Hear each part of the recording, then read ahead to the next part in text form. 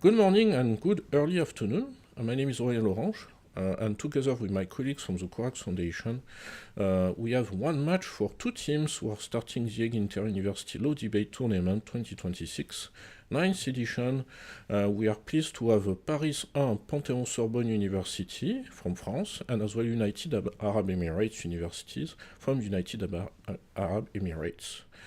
These two teams are starting the group phase. This is their day one match, and they received the topic last week to debate. And of course, we'll hear them today debating. They don't know yet which position, so we'll know it live in favor of or against. But before we move to the match, let's get to know, of course, the debaters of today for this match. So we start with one member of the United Arab Emirates University, Waydan Salem Alawi Al-Nuaimi. Welcome. Thank you. Hello, everyone. My name is Wajdan Naimi. I'm a third-year law student, and I'm excited to be here today, and I wish you all the best. Thank you. Thank you, and welcome. And we have in Paris, Miss Laure Castellani. Welcome. Hi everyone. I'm Laure Castellani. I live in Paris and I'm in first year of master's degree of international business law in Paris 1 Pantheon-Sorbonne, and I'm really happy to be here and I wish you all the best. Thank you. Welcome. We have as well in Al Ain, Miss Al Anoud Dastagir. Welcome. Hello everyone. My name is Al Hanoud and I'm really excited for this debate and I wish everyone all the best. I'm a fourth year law student. Thank you. Welcome. We have as well in Paris, Miss Alice Pittel. Welcome. Good morning, everyone. I'm Alice. I'm a student at University Paris 1 Pantheon-Sorbonne. I'm a first year student in international business law and I'm really looking forward for this debate. Thank you. Welcome. And we have as well, as a third member for the team from the United Arab Emirates University, Afra Salem Abdul Rahman Almanea. Welcome. Hi everyone. My name is Afra Almanea, and I'm a third year law student, and I'm glad to be here. Thank you. Thank you. Welcome.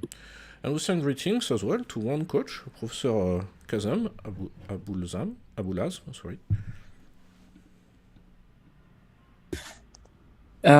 Hello, I'm Dr. Karim Abulaz. I'm an assistant professor of Constitutional and Administrative Law in the College of Law, United Arab Emirates University, and I'm the coach, one of the coaches for our team here. And my co-coach is Dr. Mohammed Shamsi, and we are pleased to be with you today. Thank you. Thank you very much. Thank you for So in a few seconds, we'll do the allocation of positions.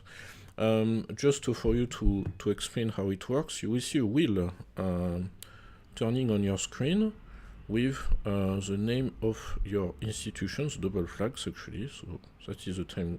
Voilà.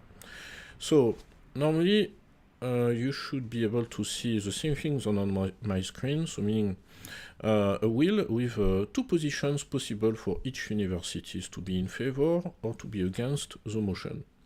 The team will be in favor, will be starting the match with the first introduction. So now I will activate the wheel.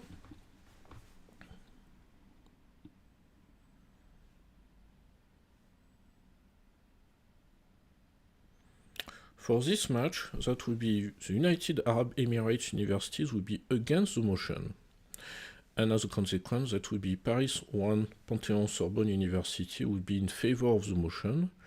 So it means concretely the position which will be defended by Paris 1 Pantheon-Sorbonne University will be starting with the first introduction, because being in favor will be states have an obligation to coordinate legal response to shared economic disruptions, while United Arab Emirates University will defend the position that states do not have an obligation to coordinate legal response to shared economic disruptions. So now you will have 5 minutes to review your notes, and then we'll hear the introduction by by Paris 1 team.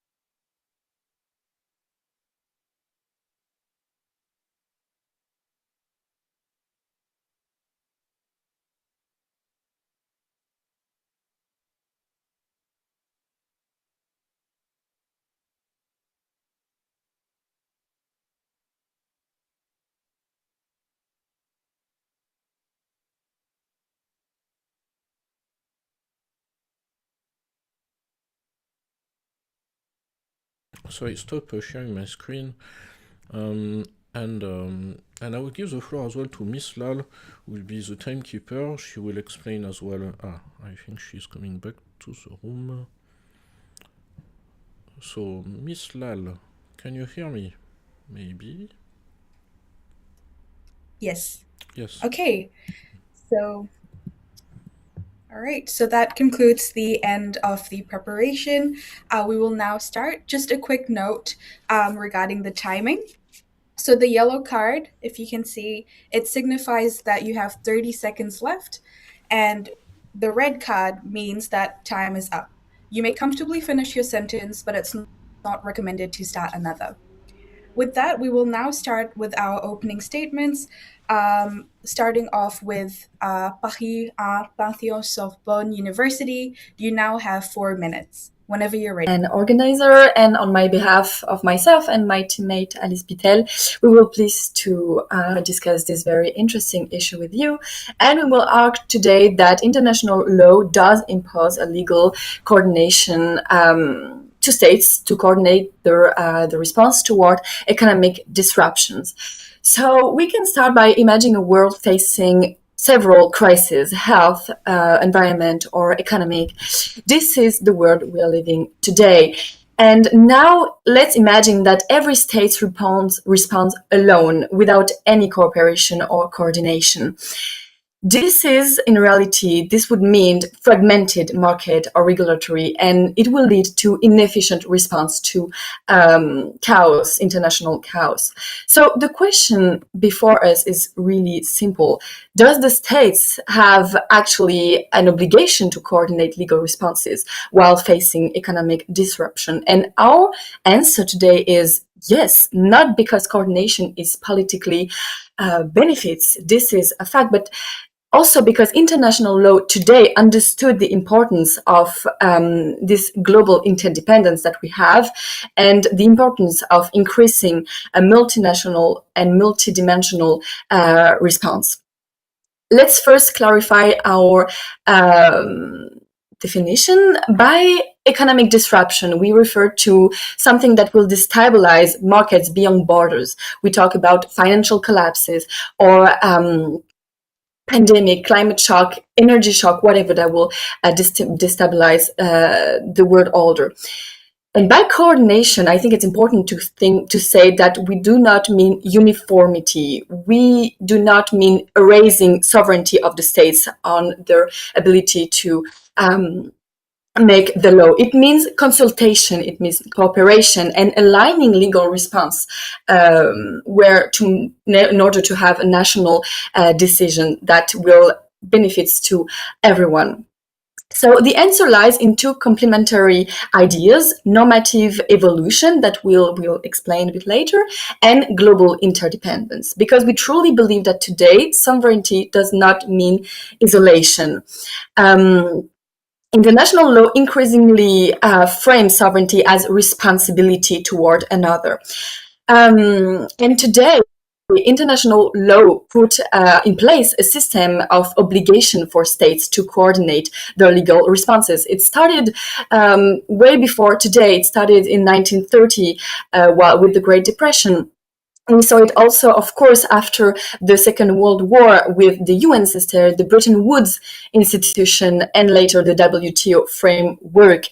And it continues while the crisis kept arriving in our world order with 1970, with the oil collapse, etc. This pushed states toward greater monetary cooperation, the creation of new regulatory forum, and eventually more coordinated governments, economic governments.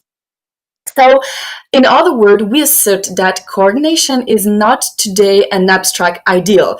This is the historical response to repeated failure of unilateralism. So this led to a normative evolution with the creation of legal base, transforming coordination from a political choice to a structured legal expectation. I'm good. Thank you. Now for the opening statements from the team against the motion. Could we hear from the United Arab Emirates University? You have 4 minutes. Thank you. I will start in 1, 2, 3. Honorable judges, respected members of the opposing team, We are the United Arab Emirates University team, and we respectfully oppose the motion. There is no general legal obligation requiring states to coordinate to respond through shared economic disruptions. At most, coordination is a prudent policy and not a binding law. So to constitutionalize coordination as a universal duty risks overreach, rigidity, and conflict with fundamental principles of sovereignty, consent, and proportionality. Turning to our first argument, sovereignty comes first, coordination cannot be imposed. International law starts from the presumption of a state's freedom. In the Lotus case, the Permanent Court held that restrictions on a state's freedom cannot be presumed. The Vienna Convention on the Law of Treaties confirms that treaties bind only their parties and create no obligations for a third state. The International Court of Justice in the Nicaragua case further emphasized that legal duties must rest on consent and identifiable sources, either clear treaty provisions or firmly established custom. Propositions there must therefore prove that there is a rule of customary international law. To establish custom, they need to prove two things: general and consistent state practice, and that this practice is followed out of a sense of a legal obligation, which is opinio juris. They cannot do this because states' responses to economic crisis are highly divergent. Governments routinely act unilaterally through fiscal stimulus, export controls, currency interventions, and industrial policy. There is no consistent pattern of protest when others fail to coordinate. No state has ever claimed that another committed an internationally wrongful act simply for failing to align with fiscal policy or the timing of stimulus measures. Coordination is treated as prudential and politically desirable, not as legally obligatory. Even if this is framed as a procedural duty of notification and consultation, those obligations exist only within specific treaty regimes. They do not crystallize into a general customary rule that applies to all economic disruptions. State practice confirms this. During the 2008 global financial crisis, coordination happened through IMF treaty mechanisms, Basel III standards, because states chose to opt in. There was no global authority imposing a universal framework. During the Russia-Ukraine shock, the G7 oil price cap applied only to participating jurisdictions. The Black Sea Grain Initiative operated solely on the basis of express consent and collapsed the moment that consent was withdrawn. Even within the European Union, the temporary crisis and transition framework preserved flexibility rather than strict uniformity. Shared disruption, therefore, does not erase sovereignties. Each country has different physical capacities, bear distinct human rights obligations, including duties related, may force arguments to prioritize external alignment over their own domestic proportionality requirements. The TRIPS waiver negotiations illustrate the structural risk. Prolonged coordination efforts did not expand access to treatments and testing. Instead, bargaining asymmetries prevails. In practice, legalized coordination can entrench inequality rather than correct it. So the appropriate legal standard must be narrower. States should be required to act in good faith, to avoid clear treaty violations, and to use opt-in sectoral mechanisms such as WTO notifications or IMF frameworks where they have consented. That approach preserves flexibility, legitimacy, and constitutional balance without transforming economic governance into a universal legal mandate. Thank you. Thank you so much. That concludes the opening statements. And now moving on to the first round of rebuttals, starting with the team in favor, Paris 1 Pantheon-Sorbonne University. You now have 2 minutes.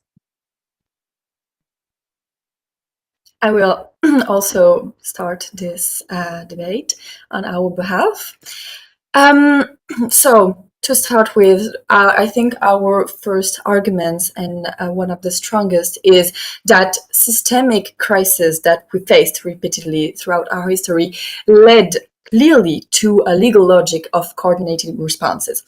Coordination under international law asserts the combination of cooperation principle, institutional frameworks, and systemic interdependence. This is sectorial. It started in specific areas, but this is completely real. We can see it throughout first the UN Charter itself that reflects this logic. The Article 1, 55, and 56 identify international cooperation as a fundamental objective of international order. This is not just a discretionary choice of the states. This is a structural principle of international law.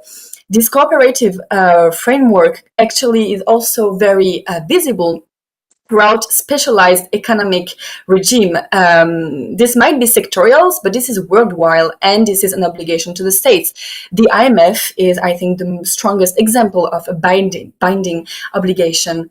Under the Article 5 of the Agreement of Member, the states commit to collaborate with the fund and with one another to promote international monetary stability. This does not erase sovereignty, this maintains sovereignty, because when the economic crisis is worldwide, the sovereignty of every state is threatened. We can also see it through the process after the financial collapse of 2008 with the G20 process, the Financial Stability Board, or the Basel III agreement. This is several examples of binding obligation for the states. And we can finally conclude with one of the strongest institution, the European Union, that illustrates how deeply integrated system can transform crisis management from unilateral responses into coordinated legal responses. Thank you. Now for the first round of rebuttal for the team against the motion, United Arab Emirates University. You now have 2 minutes.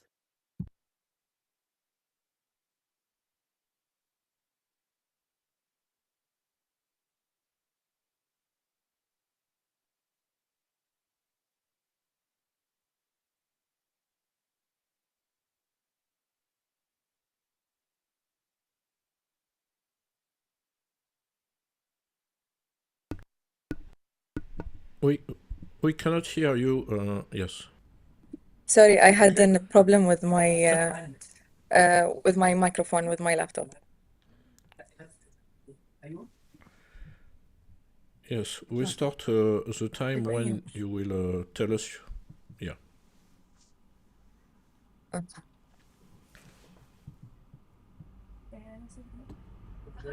Okay, I will start in 3, 2, 1.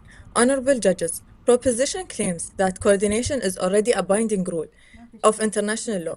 But when we examine their sources carefully, that claim does of cooperation and economic stability. These are broad programmatic commitments. They are article goals, not concrete. Enforceable microeconomic duties, no international court has interpreted them as requiring states to align incentive measures, trade restrictions, or monetary policy during crisis.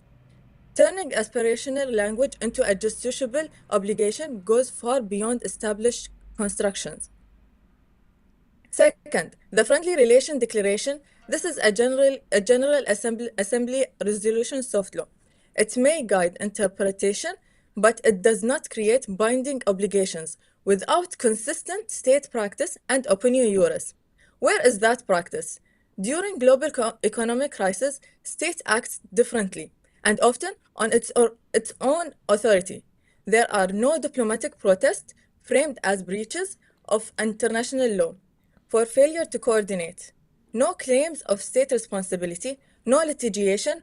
Without protest, there is no opinion juris.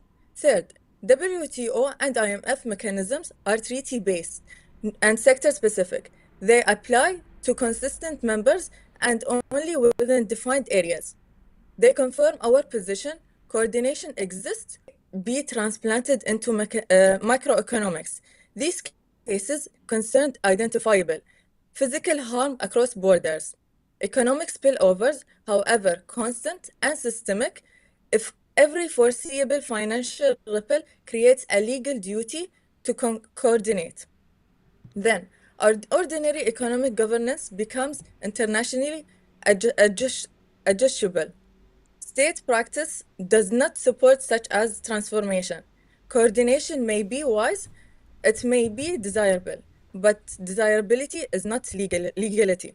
Proposition offers a policy argument, not proof of a binding rule of law. Thank you. Thank you. That concludes the first round of rebuttals. Now going on to the second round of rebuttals, starting, of course, with the team in favor. Paris 1, Pantheon-Sorbonne, you now have 2 minutes. Thank you. Our opponents may have argued that coordination is not a binding law, is against sovereignty and proportionality, and that the sources are not concrete. But we can only disagree and give you more elements to assess our point. We believe that in a globalized world, economic disruptions are rarely confined within national borders. Markets are integrated, financial system interconnected, and supply chains transnational. When a state responds unilaterally to a crisis, its actions inevitably produces cross-border effects, or in other words, negative externalities. International law has long recognized that sovereignty is not unlimited. States may not exercise their powers in ways that cause harm beyond their borders.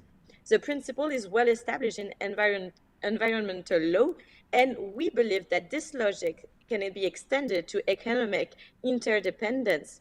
That was seen in the case Pulp Mills on the River Uruguay of 2010, when the court affirmed a duty of due diligence when domestic decisions generated foreseeable cross-border consequences and probably economic disruptions. Then states have obligations of conduct. And the UN Charter, as Laura underlined, reinforces these frameworks, such as creating a legal architecture of shared economic responsibility. But also history confirmed this necessity and this now obligation in a globalized world. We also saw that during COVID-19, coordinated fiscal and monetary responding among major economies helped stabilize. Thank you. Now for the final rebuttal by the team against the motion, United Arab Emirates University. You now have 2 minutes. Hi, I will start in 1, 2, 3. Thank you for the opposing team. The proposition a moral aspiration with a legal obligation, and their argument collapses under examination. First, their logic proves too much. In a globalized economy, all economic events create spillovers. If their argument is accepted, every domestic policy from interest rate to industrial subsidies could be reframed as a failure coordinate. They are not creating a narrow duty of emergencies. They are subjecting every act of economic governance to international liability. This is not law. That is overreach. Second, they bypass the treaties designed for this purpose. The WTO, the IMF, and the G20 exist precisely because states choose to cooperate through specific consent-based frameworks. The existence of these tailored systems proves that no general duty exists. The principle of lex specialis tell us specific treaties override general law. The proposition asks us to replace clarity with confusion. Finally, who decides what coordination means? Is it notification? Is it consultation?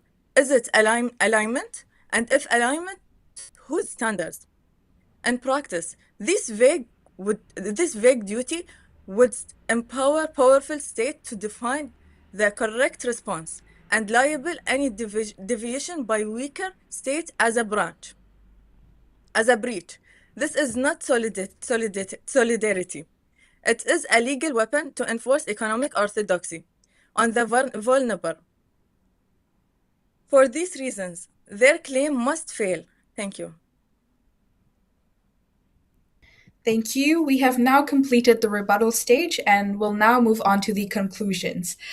Starting off with the team in favor, Paris 1 Pantheon-Sorbonne University, you now have your final 2 minutes. Thank you. In this conclusion, I would like to clarify and respond to the other team. First, I want to remind you that this debate was never only about whether coordination is desirable, but whether it exists. And we believe that there is already recognized coordination that is embedded in international law, and that states can face legal and political consequences when they ignore it. In today's interconnected world, sovereignty no longer means acting in isolation. It means exercising power responsibly within a shared legal framework. And as we have shown you, no state can effectively address today's systematic crisis alone.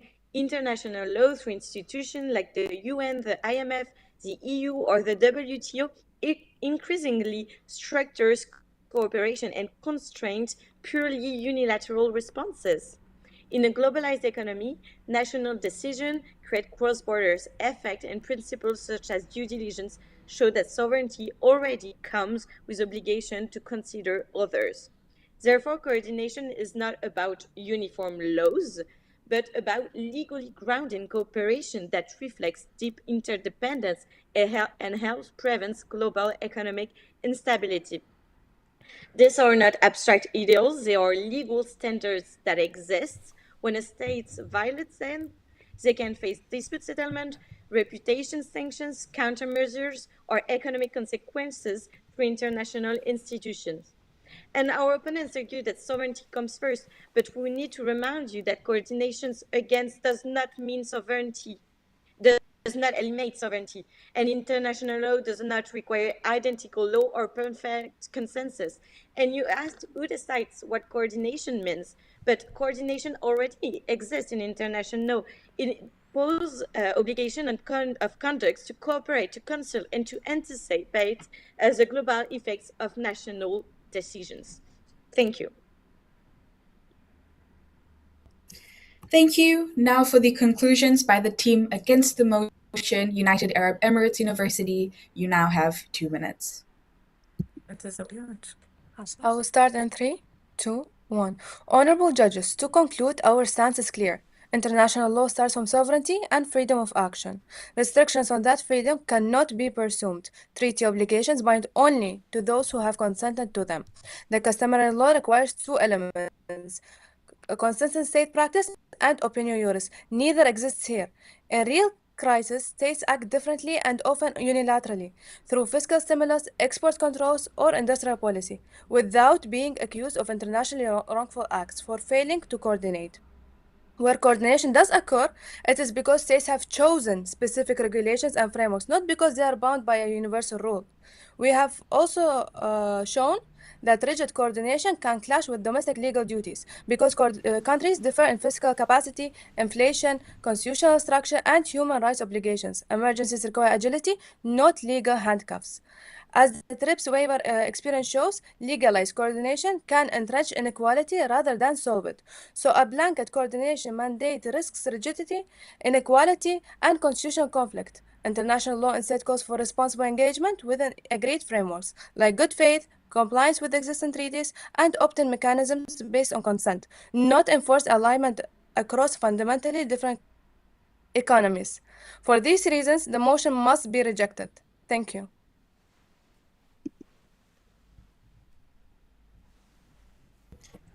Thank you. The match has now officially concluded. You are no longer assessed beyond this point, so great job to both teams. For now, we will first reflect on the match that we just had before going into the networking portion and getting to know the members a bit more. So first of all, starting off with the reflection, just getting to know and understand how was the match preparation for you, and even hear what was the research like, and given that this was your first match, just your overall opinions on that, and also after hearing your opposing team's arguments, did you feel that the arguments were similar or different? We'd love to hear that. So starting off with the team from United Arab Emirates, could we hear from Miss Afra Al-Manea, please? It was really great, and the topic was interesting. I enjoyed researching about the topic, and I think our evidence is kind of similar. There are some things we researched about that we found, and yeah, I think this is my first time debating. I have never ever tried debating before, so yeah, I like it. Thank you. Awesome, that's great to hear. Now let's hear from Miss Pitel, please. Yes, well, we work together with Laure. We try to think about the subject, but also look at the documents you send about how to organize a debate and what elements to put in. And yes, we just thought about it without having a legal basis at the beginning, like what was our natural response with like the knowledge we had, and then we tried to like find some books and stuff to have a little bit more information and legal basis for it. Thank you for sharing. Now could we hear from Miss Al Anud Dastagir, please? I have enjoyed the debate so much, and it was way more interesting than I expected. I also liked the topic. I found it really interesting, and I liked even the information that the opposing team used. Thank you. Awesome, that is great to hear. Miss Laura Castellani, please.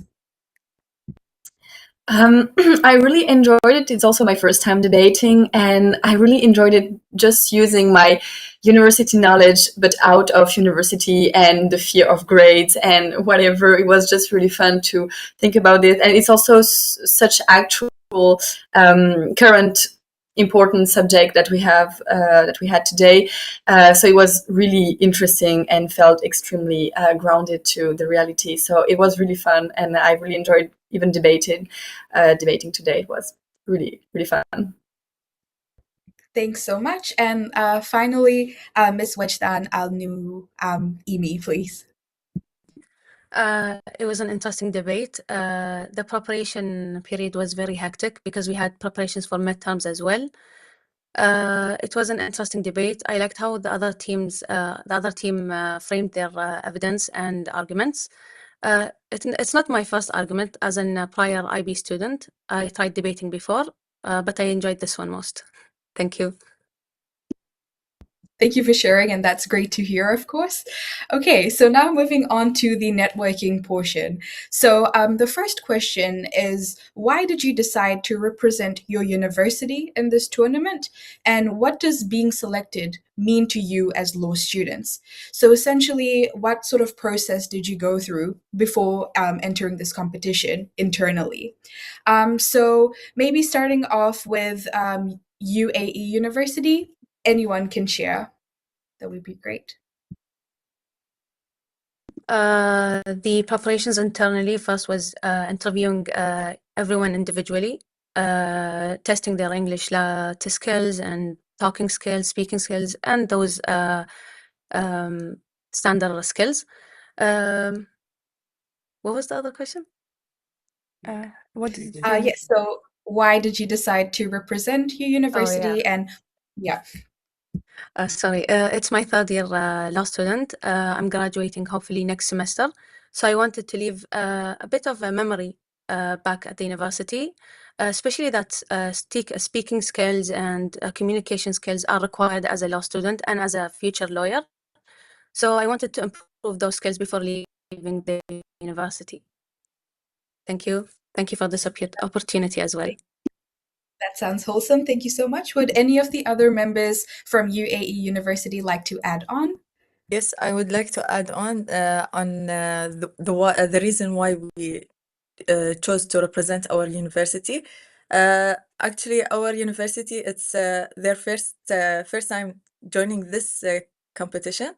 So we are like representing the university and giving like Path for others. yes, the path to others. So we're really glad to be here. And thank you. Yeah.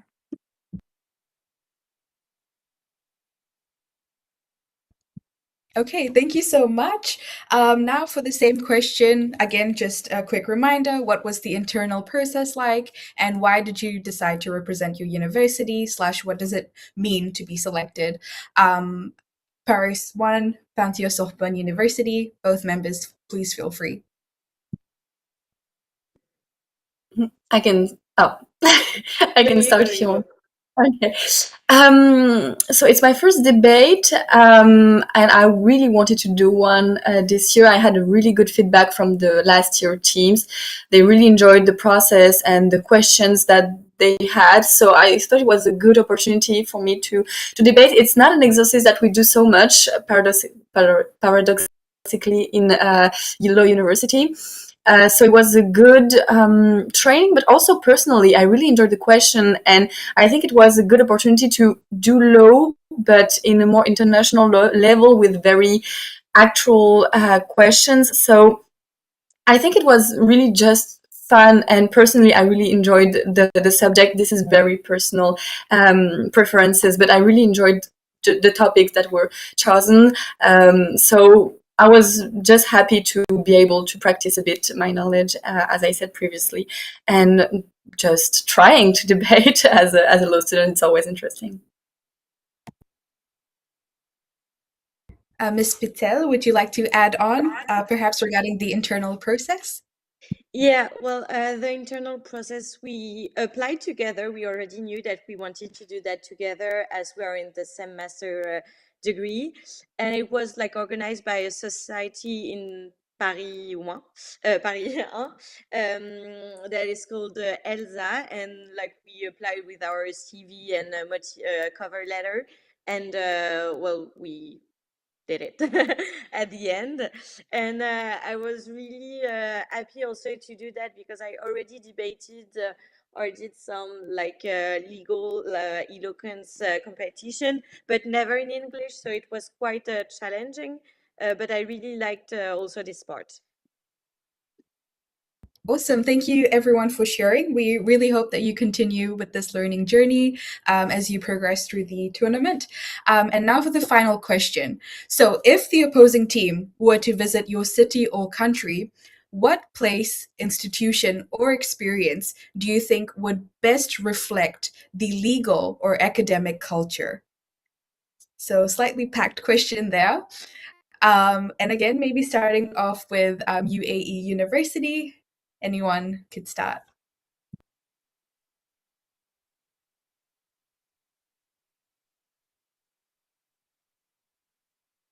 Sheikh's debate. I think like I would invite them to come to the Supreme Court in Dubai, which is a really interesting place where they will understand more about the UAE's legal system. And it's really interesting to see it in real life, other than like to experience it in real life. It's different than reading about it or listening about it. Thank you so much. What about the team from Paris? Where would you take the team from UAE? Maybe I can start. I will maybe say the National Assembly to see more about how the well law are discussed and like the democratic process, and then like what they are thinking about, because we also question how the judges will respond to this kind of law and how the people will understand it. So we can see pretty much all of the different point of view around one particular law. So I think that could be quite interesting. Awesome. Well, thank you for sharing, and we hope that both teams can meet each other someday. And yes, thank you once again. Handing it back to Professor Lorange to conclude this match. Thank you. Thank you very much, and congratulations to both teams. That is actually your first of all the match you will have in this competition. So it was very interesting to observe, and of course we thank as well the judge. You know that there are 3 judges will be assessing this match. The 3 judges, they don't know each other. They will have 2 working days to review the match and to send us the score sheets. And then we share the score sheets with the teams themselves for them to review, of course, the result and as well to prepare the next rounds. I remind as well that in your group, the group E, you will have as well match against the University of Malta and the University of Vienna. So these 2 universities, they got their own first match on Friday, and they will be your next opponents in around 2 weeks. First for the second match, and in 2 weeks later for the third match. So well done for this match, and of course we'll share with you the results as soon as we have it. I hope by the end of this week, normally, if everything goes well on the side of the judge as well for assessing the match. So many thanks, and of course we keep in touch, and that concludes concretely for this week the day 1 of the group phase. and in 2 weeks, so it means 1 week before you will get the topic, and in 2 weeks you will have your match. So many thanks, and we keep in touch. Thank you, and bye-bye. Thank you. Thank you, lads. Goodbye. Bye-bye.